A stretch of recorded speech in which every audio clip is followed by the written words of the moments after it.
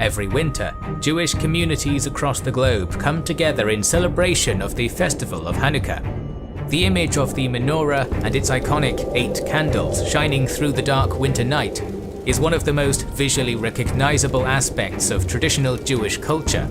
But from where does this ancient holiday ritual stem?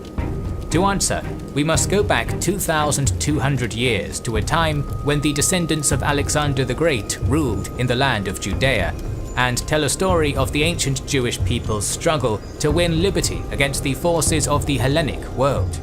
Our sponsors allow us to release videos regularly without missing a beat, so shout out to Supremacy 1914 for sponsoring this video.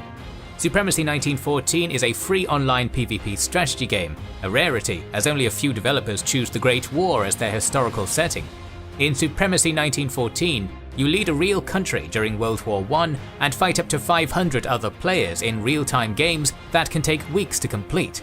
You can and should choose your own strategy to win these epic battles. The best thing?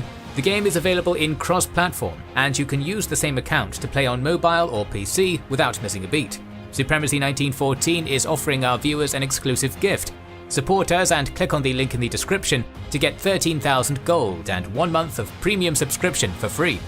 The offer is only available for 30 days, so don't waste time. We've also created a special game for the first viewers to click the link. Details will be shared at the end of the video.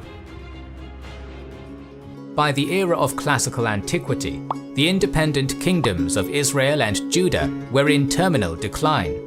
As a result, the history of the Jewish people soon came to be defined by the carousel of foreign empires that took turns conquering and subsequently ruling the ancestral Hebrew homeland. First came the Assyrians, then the Babylonians, then the Persians, who ruled the Jews with a reasonably fair and light hand.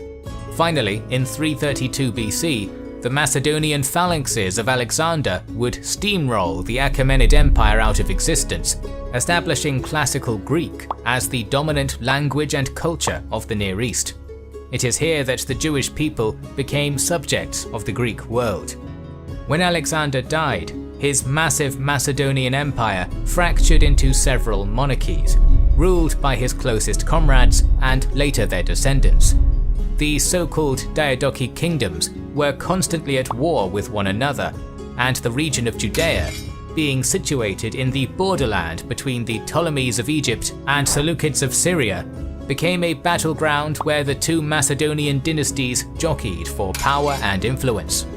Despite this, life remained fairly peaceful for the Hebrews. The Hellenistic kings generally used the same light touch the Persians had, interfering very little in the region's culture, religion, and internal politics. The Jewish people were ruled semi-autonomously by a high priest of the Judaic faith, who handled matters both religious and secular from the Great Temple of Jerusalem. In 198 BC, Antiochus III had finally expelled the Ptolemies out of Judea, putting the region firmly under the suzerainty of the Seleucid Empire. He lowered taxes and affirmed the Jewish people's freedom to live by their own faith and laws, and for now, Judea was content. Throughout world history, we often see subject peoples of a multi-ethnic empire willingly adopt the language and customs of said empire's rulers in an attempt to improve social mobility, so many Jewish peoples began to practice the Greek culture of their suzerains. This phenomenon, known as Hellenization, was perpetuated mainly by the upper strata of Jewish society, namely the wealthy priests, merchants, and aristocrats in urban Jerusalem. The Hellenization process was expedited in 175 BC, when the culturally traditionalist high priest, Onias III, was deposed by his Philhellene brother Joshua, better known by his Greek name Jason. Jason would go on to wield his power as high priest to begin transforming Jerusalem into a classically Greek city by building a gymnasium and an ephebium, essentially community centers for Greek education and learning. He also sent Jewish athletes to compete in a mimicry of the Olympic Games hosted by the king in Tyre. There he offered a sacrificial tribute to the Greek demigod Hercules, to whom the games were dedicated. Perhaps his most radical policy was to allow non-Jews in Jerusalem to set idols of their gods within the holy temple itself. The fact that the high priest was openly tolerating and even promoting the polytheistic gods was deeply disturbing to many Jews who clung to their monotheist faith. This sentiment was especially strong in the poorer, rural communities of Judea, who had clung far closer to Orthodox Judaism. A strained situation was made worse in 175 BC, when one Antiochus IV Epiphanes became the Seleucid Basileus. Various ancient accounts describe him as a proto-Nero or Commodus, that is to say, erratic. His sobriquet, Epiphanes, meant manifested from God, but among his people he was secretly known by a variation of the title, Epimanes, which meant madman. It was him who in the first year of his rule supported Jason's coup against Annius III, hoping a pro-Greek high priest would help Hellenize the Jews. However, only 3 years later, Antiochus decided that Jason wasn't Hellenizing Judea fast enough, so helped replace him with an even more pro-Hellenic priest, Menelaus. With that matter settled, Antiochus then marched with his armies into Egypt, aiming to double the size of his empire by seizing the Ptolemaic heartland. While the king was preoccupied, Jason seized his opportunity and returned to Jerusalem, initiating a counter-coup and expelling the deeply unpopular Menelaus. However, Antiochus's campaign was cut short when the Roman Republic intervened on behalf of the Ptolemies. Unable to match the strength of the legion, the king was forced to retreat to Syria. Already utterly humiliated by Rome, Antiochus's mood turned wrathful when he found out that his subjects in Jerusalem had rebelled. He stormed Jerusalem with his army, slaying the supporters of Jason and reinstating his puppet Menelaus as high priest. He then left Apollonius in charge of subduing the city, who accomplished his job by dismantling the walls of Jerusalem and building a fort named Acra on the nearby hill of Ophel, so everyone could gaze upwards and see the symbol of King Antiochus's power. Rather than leaving good enough alone, Antiochus began to actively exterminate Judaism, forbidding the people of Judea from observing the Sabbath, circumcising their sons, or performing other rituals. He had the Holy Temple in Jerusalem converted into a temple of Zeus, within which he personally spilled the blood of a pig, a deeply sacrilegious ritual to the Judaic faith. The king declared that the Jewish people should begin worshipping the Greek gods. Hellenized Jews accepted these changes, but many others did not, resolving instead to fight. It is here that the Maccabees enter our story. Our story now shifts to the small Judean town of Modin, where a local priest, Mattathias, and his 5 sons lived. They belonged to the relatively minor Hasmonean family and were deeply Orthodox Jews who had remained true to every tenet of their religion, even as their countrymen became increasingly assimilated into Greek culture.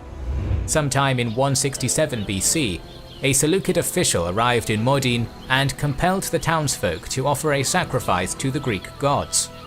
Mattathias refused to make this offering, and another one of the townsfolk, a Hellenized Jew, stepped forth to do so in his place.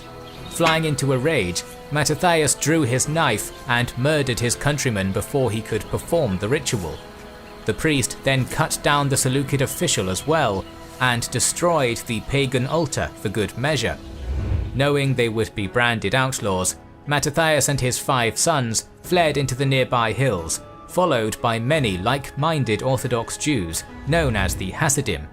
From there, the fight had begun. While Mattathias died sometime in 166 BC from causes unknown, he would be succeeded by his 3rd son, Judah, a dynamic young commander who through a mixture of ferocity, ruthlessness and bravery would come to be known as Maccabeus, a word deriving from the Aramaic Maccaba, the hammer. At the early stages, the rebellion was not a struggle between Jews and Greeks, but a civil conflict between pro- and anti-Hellenic Jews. The Maccabees began their movement with a terror campaign, launching lightning raids upon predominantly Jewish towns. They killed many of their own countrymen who they considered too Greek, burning down their homes and destroying the pagan altars where they worshipped. Most notably, they rounded up the sons of Hellenized Jews and had them forcefully circumcised. The message was simple: Greek culture was to be purged from Judea. Before long, the Maccabees had earned the attention of the military governor Apollonius, who resolved to crush the rebels before they could sow any more chaos. In 167 BC, after gathering a local army of around 2,000 men in Samaria, Apollonius marched south to the Gophna Hills, where it was said that the elusive Judah was hiding out. Here, the Maccabees proved they were capable of more than just murdering civilians and burning altars. Knowing they were outnumbered and out-equipped, Judah deliberately lured the enemy army deep into his native territory, where the hilly terrain made it impossible for the Seleucids to form up into their Macedonian phalanx. With only 600 men, the Maccabees surrounded and ambushed the Seleucid forces just outside the town of Wadi Haramir, routing them off the field. Apollonius was killed in the fighting, and Judah claimed the fallen commander's sword, wielding it as a symbol that his rebellion had been blessed by God. The Maccabees followed up their victory with another in 166 BC, ambushing an army of 4,000 Seleucids led by Seron at the Beth Horon mountain pass.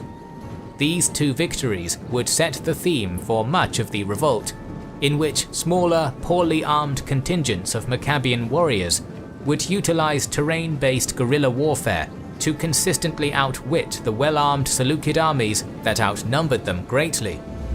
Later that year, Antiochus IV was forced to take the bulk of his armies eastwards to deal with a Parthian invasion, putting the local governor of Syria, Lysias, in charge of quashing the growing Jewish revolt with limited resources. Despite this, Lysias managed to field a significantly large army of some 10,000 professional Macedonian-trained soldiers. He put two experienced commanders, Gorgias and Nicator, in charge of this force and sent it into Judea. The Hellenes set up an entrenched camp at the town of Emmaus, while Maccabeus responded by leading around 3,000 Jewish warriors to the adjacent town of Mizpah, where they fasted and prayed to God to deliver them victory in the battle to come. In the days that followed, some of the local anti-Maccabean Jews informed the Seleucid commanders where Judah had set up his base. Seizing the opportunity to catch his enemy flat-footed, Gorgias rallied some 5,000 infantry and 1,000 cavalry and marched for Mizpah. However, his heavily armoured Argyraspides were slow and cumbersome, and their presence was soon picked up on by Maccabean scouts. Rather than face Gorgias' force head-on, Judah decided rather ingeniously to abandon his camp, taking advantage of his army's speed and maneuverability to skirt around the expeditionary force and strike instead at their now more sparsely populated camp at Emmaus. Taken completely by surprise, the reserve forces in Emmaus were either slaughtered or routed, and their supplies looted or burned. After failing to find any rebels in Mizpah or the surrounding hinterlands, Gorgias returned to his camp, only to find it aflame. Seeing this, the morale of his army was crushed and they fled for the coast.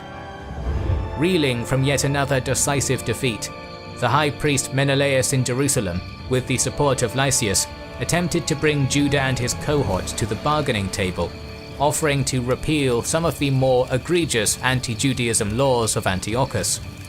However, these negotiations failed, for the Maccabees would accept nothing less than the total eradication of Hellenization in Judea. By 164 BC, Governor Lysias had taken it upon himself to assemble and lead an army of some 20,000 men in Antioch, leading them south through Idumea and the valleys east of Gaza to a town called Beth Zur, where he encamped his army in the local fortified citadel, hoping to strike at the Maccabees' southern flank. By this point, Judah Maccabeus had some 10,000 men under his command, his numbers having swelled as the reputation of his victories grew. Nevertheless, he was still outnumbered and outgunned by Lysias's army, so he stuck to tried and true tested methods to best his foe. Historical sources are vague on how the Battle of Beth Zur played out, but it seems evident that the Maccabees spent the next few months harassing the Seleucids through hit-and-run tactics, striking at foraging parties, patrols, and any platoon of Syrian Greeks unfortunate enough to be caught outside the town's citadel. This was never enough to earn a decisive victory, but it was enough to keep Lysias and his army consistently on the back foot. The status quo changed in late autumn, when in the Far East, the Seleucid Epiphanes contracted disease while campaigning against the Parthians and died. The monarch's death meant that his son, the 10-year-old Antiochus V, was now Basileus of the Seleucid Empire, and there would be no small amount of courtiers willing to influence the young boy for personal gain. Suddenly, Lysias's priorities had shifted, and he was compelled to return to Antioch to secure control of the infant king in order to keep his power and influence in the royal court, which meant that the campaign in Judea was over. Due to his persistence, cunning, and some plain old luck, Judea Maccabeus was victorious once more. With his victory at Beth Zur, he was able to march his army more or less unopposed to Jerusalem, which, ironically, he was able to stride right into because the Seleucid governor Apollonius had destroyed its city walls a few years earlier. Following this, the Hellenized and other Seleucid loyalists retreated to Acre. Now firmly in control of the holy city, the Hammer of Judea entered the temple, destroying the altar to Zeus and the idols that had been erected during the reigns of Jason and Menelaus. His youngest brother, Jonathan Apphus, was installed as the new high priest of Judea. Among the sacred objects to be restored was the menorah, a golden candelabrum whose 7 branches represented knowledge and creation. It was supposed to be kept burning every night, but its light had been extinguished during the persecutions. However, the temple had been so thoroughly pillaged that there was only enough oil to keep the candles of the menorah burning for 1 night. Despite this, once lit, the candles burned bright and true for 8 full days. This supposed miracle of God is the cornerstone of Hanukkah, and to this day, when Jewish communities around the world light 8 candles on their menorahs, they commemorate each day the light burned for Judea Maccabeus and his freedom fighters. Jerusalem may have been taken, but the war was far from over. Seeking to keep his momentum, Judea besieged Acre in early 162 BC.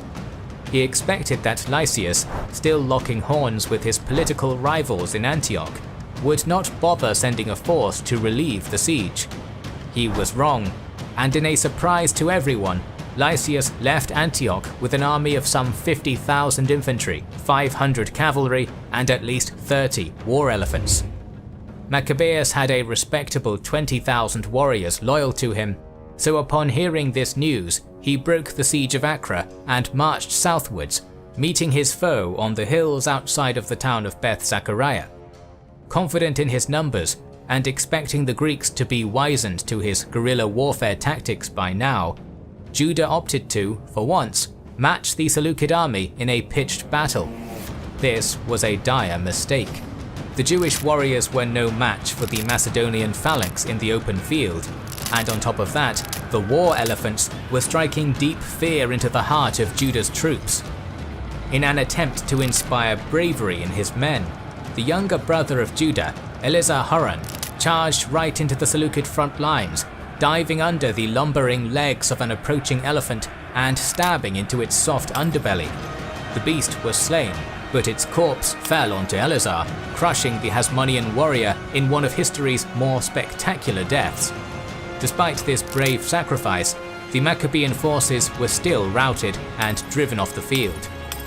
Lysias was not able to savour this victory for long, for in the following year, the hammer struck back, winning a minor victory over a Seleucid army at Edessa. This was not a crushing blow to the Seleucids, but once more Lysias had to return to Antioch to deal with his rivals. He was forced to compromise with the Maccabees, repealing much of Antiochus IV's religious laws to placate his foe, before retreating out of Judea. Taking advantage of this reprieve, Judah sent envoys to Rome. As they had a vested interest in keeping their Seleucid rivals weak, the Romans signed a treaty of mutual defense with the Maccabees in 161 BC, which legitimized Judah Maccabeus as a legitimate ruler of an independent Jewish state. Meanwhile, over in Antioch, the situation was growing volatile. King Demetrius I Soter rose to power following a political coup that saw the murder of boy King Antiochus V and his chief supporter Lysias. King Demetrius turned out to be more aggressive than his predecessors, and ignoring the Roman-Judean treaty, he dispatched one of his top generals, Bacchides, at the head of 22,000 men to retake Judea. Bacchides managed to march right up to the gates of Jerusalem unopposed, catching Judah Maccabeus completely by surprise. He had only 3,000 men with him, and to make matters worse, most of them fled the city upon seeing how direly outnumbered they were. Left with only 1,000 or so men, the Hammer of Israel opted to go out in a blaze of glory, charging out into the field outnumbered 20 to 1. Despite a valiant attempt, Judah and his men were overwhelmed and cut down to a man.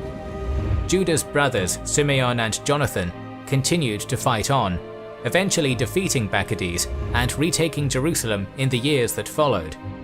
The brothers and their successors would continue to fight against the Seleucids for 2 more decades, before the declining Hellenistic Empire became mired in its own internal corruption and civil wars. In 141 BC, Judea came fully under the control of the Hasmonean dynasty, and the descendants of Judah Maccabeus and his brothers would rule it as a fully independent kingdom for a time. It is worth noting that even after this successful bid for independence, elements of the Hellenistic language and culture remained visible in Jewish society for centuries, especially after they were expelled from their homeland by the Romans after the Great Jewish Rebellion and forced to integrate as a diaspora community across a notoriously Greek-loving Roman Empire. The Mccabean Revolt has a somewhat mixed legacy. Were Judah and his followers brave freedom fighters, risking everything to preserve their culture and faith against an oppressive imperial regime? Or were they religious zealots whose desire to force a rigidly theocratic society upon all Jewish peoples taints what could have been a noble legacy?